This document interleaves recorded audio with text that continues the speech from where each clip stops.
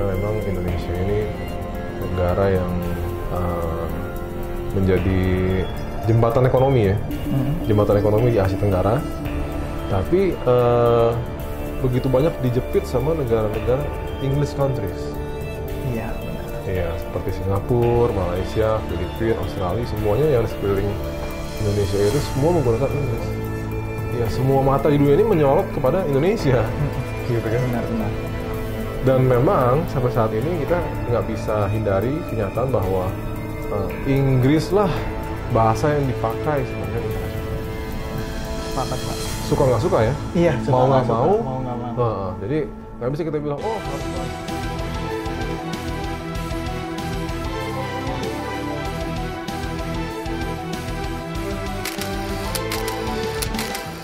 Assalamualaikum warahmatullahi wabarakatuh. Selamat siang sobat-sobat JSLG semua.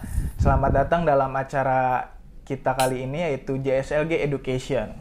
JSLG Education adalah acara baru yang kita hadirkan untuk menjelaskan tentang program-program apa saja sih yang ada di dalam Jimli School of Law and Government. Nah, kali ini kita akan menjelaskan program yaitu yang sangat menarik adalah tentang apa Pak Arif? Legal English. Yeah. Baik. Bersama dengan bintang tamu kita yang sangat hebat pada kali ini yaitu Bapak Arif Edison SHMH, Diploma of Chartered Arbitrator, Fellow of Indonesia, International Arbitration Center. Ini gelarnya sangat panjang ya Bapak. Mau diulang nggak? Enggak ya? Enggak apa-apa Pak. Baik. Kita pertama-tama sih pengen tahu nih Pak, apa itu legal English Bapak?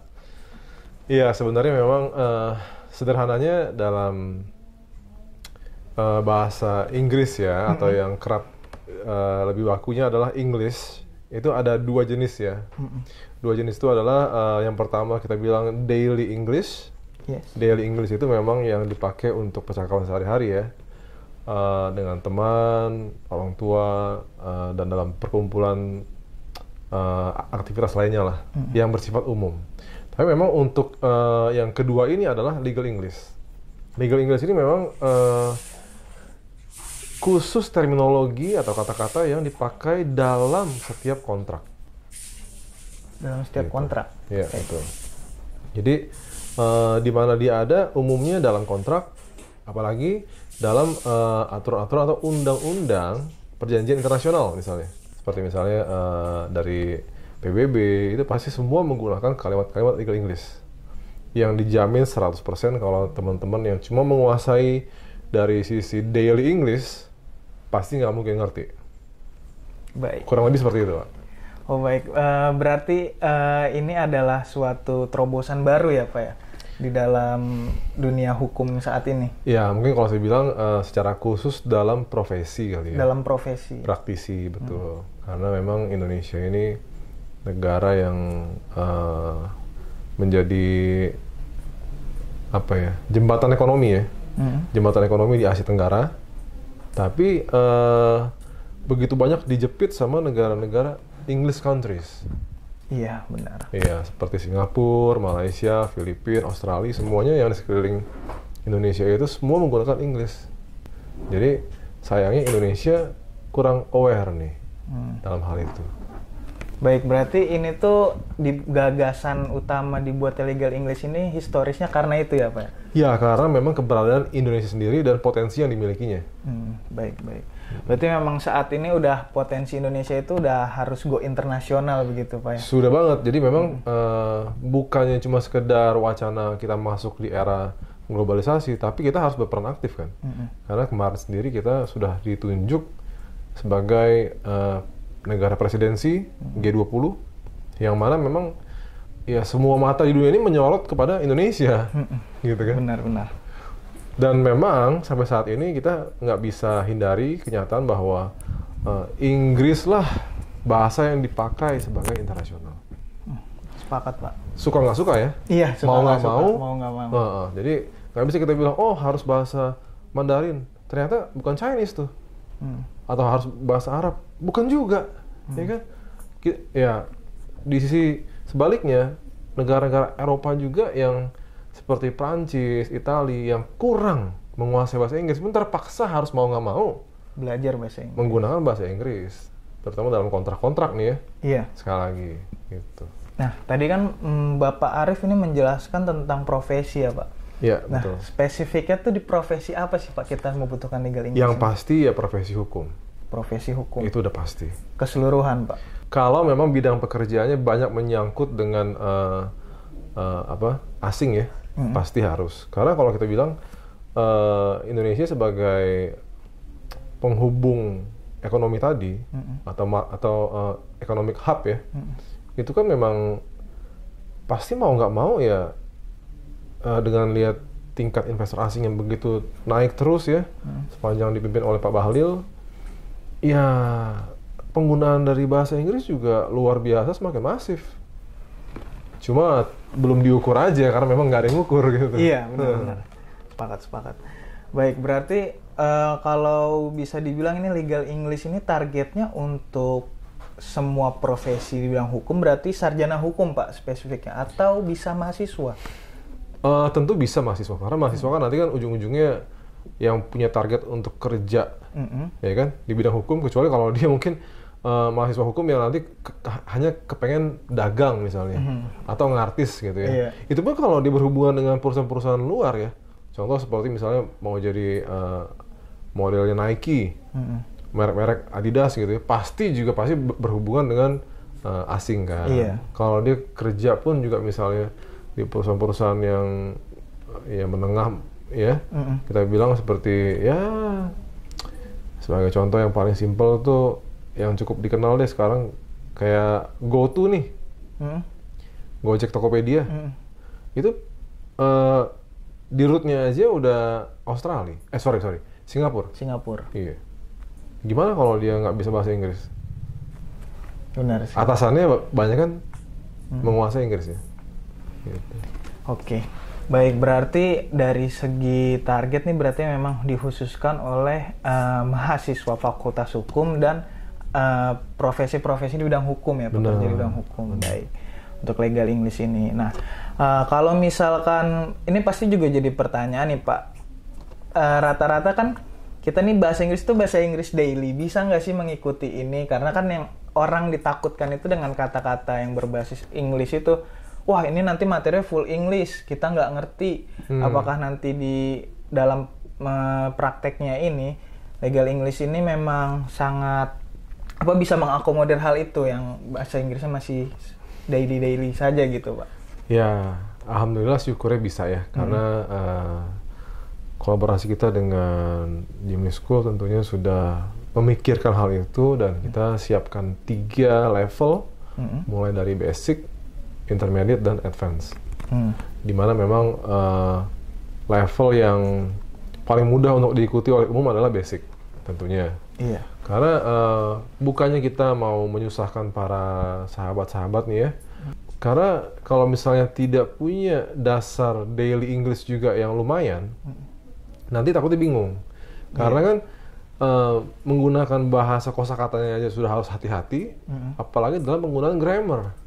Contoh ya, mungkin penggunaan kata-kata yang sesimpel I visit atau I visited, ya, kurang ed aja itu udah beda kronologi kalau di dunia hukum ya. Iya.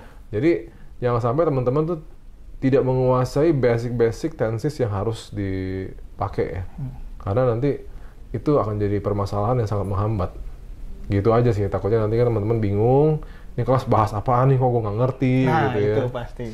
Jadi mungkin ya kalau kita menyarankan untuk kelas basic itu minimal nilai TOEFL-nya 350 deh. Gitu. Jadi untuk sebelum mengikuti ini berarti harus bisa menguasai TOEFL sampai di angka 350. Ya minimal ya. Minimal. Tapi kalau intermediate mungkin ya 400-an deh ya. 400-an. Dan kalau untuk yang advance mungkin 450 minimal. Tapi kalau bisa di atas itu ya jauh lebih baik karena akan mempermudah. Baik, berarti sudah terjawab nih pertanyaan-pertanyaan bagi teman-teman JSLG. Yeah. Biasanya kan karena kita ini takut belajar bahasa Inggris karena nggak ngerti dan itu membuat minder gitu. Nah, tapi kalau misalnya sampai di bawah 350 misalnya gitu ya, masih baru 250 nilai TOEFL, nah itu sebaiknya jangan coba-coba juga. Iya. Karena nanti pasti akan semakin tersesat ya. Iya.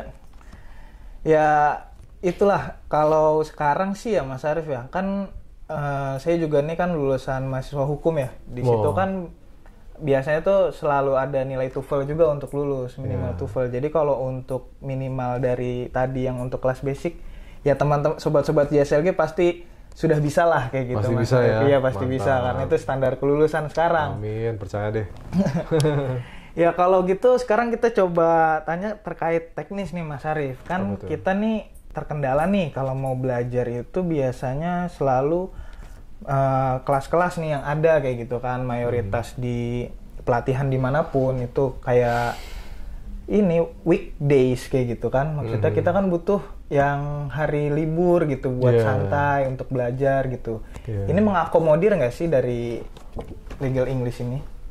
Tahun lalu belum, tapi kalau tahun ini alhamdulillah Udah. Iya, jadi mulai tahun ini kita adakan 2 versi ya, yang weekday sama weekend. Gitu. Jadi kalau untuk weekend ini pelatihannya berapa hari Mas Arif? Hanya hari Jumat dan Sabtu aja. Jumat dan Sabtu. Tapi nanti mungkin beberapa minggu ya. Oh, dibuat berapa minggu karena kayak kan gitu? minimal 40 jam itu harus terpenuhi kan. Oh, 40 jam terpenuhi untuk Legal English. Baik, berarti ini juga kesempatan nih untuk teman-teman mahasiswa juga ya kan yang biasanya padat kuliahnya dari pagi sampai sore. Capek ya kan, ini terakomodir di hari Jumat. Ya pinter-pinter aja buat SKS-nya di semester depan gitu ya kalau misalnya hari Jumatnya padat. Pasti kita ada diskon khusus lah kalau buat mahasiswa mah. Tuh, kalau untuk mahasiswa ada diskon khusus di Legal English ini. Baik, untuk Legal English berarti memang itu suatu kebutuhan yang sangat dibutuhkan untuk sekarang ini ya Mas ya? Iya. Karena memang yang dari agak bersifat force major gitu ya. Force major, oh iya udah force major.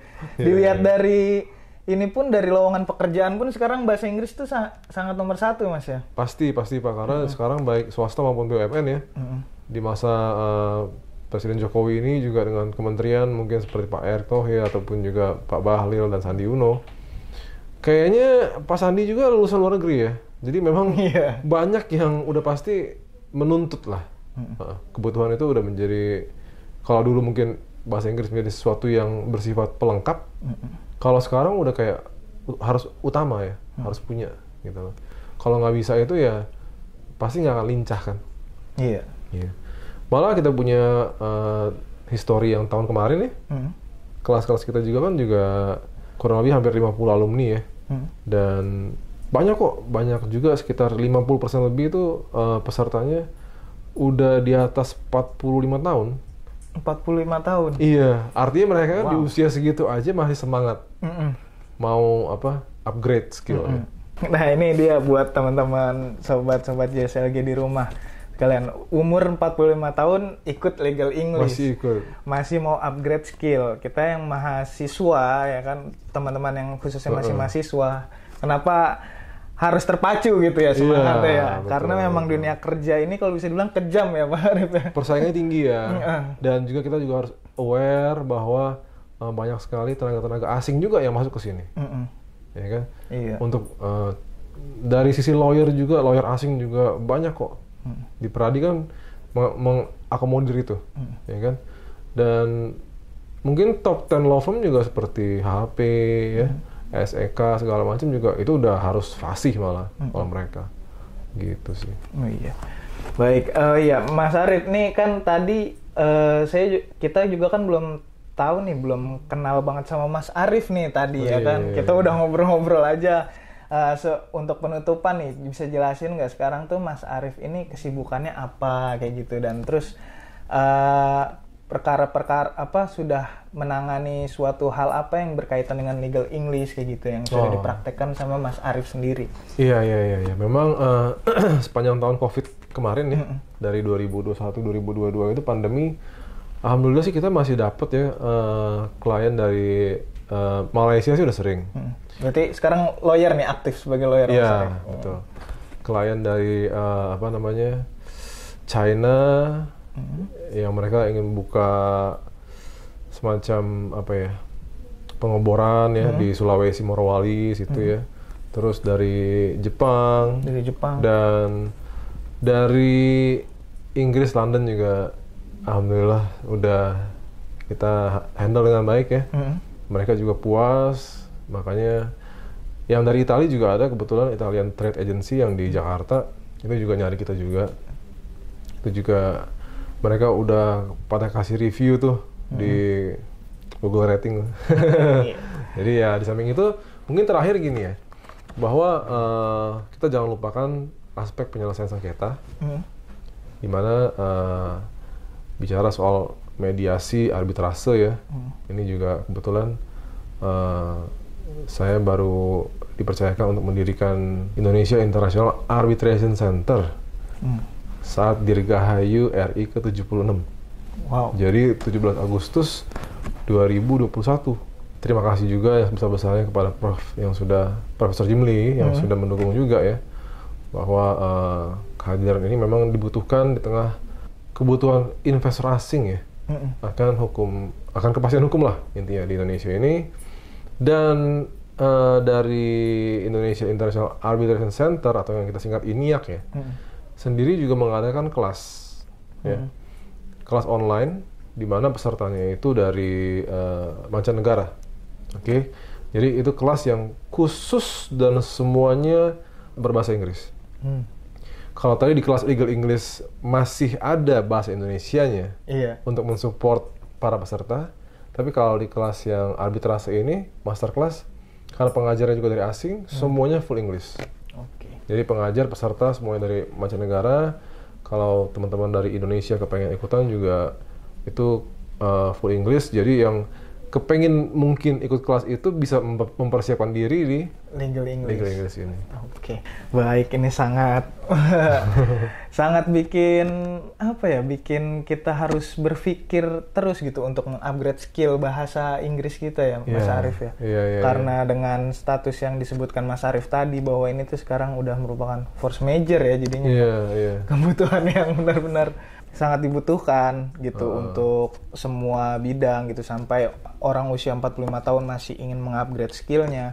Berarti memang kebutuhan Inggris sekarang ini sangat dibutuhkan. Makanya Legal English itu memang benar-benar sangat worth it kayak gitu untuk diikuti oleh semua kalangan gitu ya. Iya, baik dari kalangan ekonomi yang mikro, kecil, menengah, besar. Tapi ya kalau kita mau bicara lebih banyaknya pasti ekonomi yang menengah dan besar.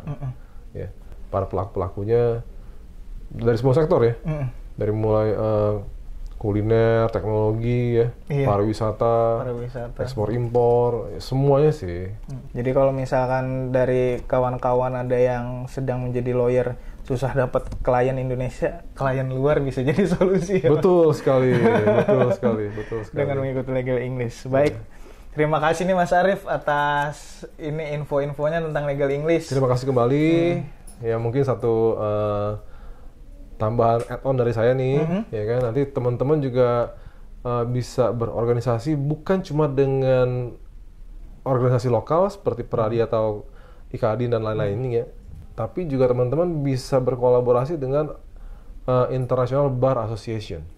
International Bar Association. Jadi itu IBA ya disingkatnya. Masih ada lagi yang lain seperti European Bar Association gitu ya, di mana teman-teman bisa memperluas pasar juga. Karena jangan lupa kalau Indonesia ini sangat seksi dalam bidang ekonomi. Oke. Terima kasih Mas Arif. Ya, untuk penutup dari Jimli School, JSLG Education. Berbicara tentang education, pekerjaan, pasti kita mengarahnya ke pekerjaan. Pekerjaan itu sangat membutuhkan skill. Skill itu adalah ilmu yang tidak kita dapat saat kita belajar di sekolah maupun di kuliah kayak gitu, karena skill itu kita dapatkan di luar. Makanya banyak pekerjaan-pekerjaan sekarang yang menuntut skill. Untuk mendapatkan skill itu bisa langsung cek di website kita di www.jimlischool.com. Mantap. Ya.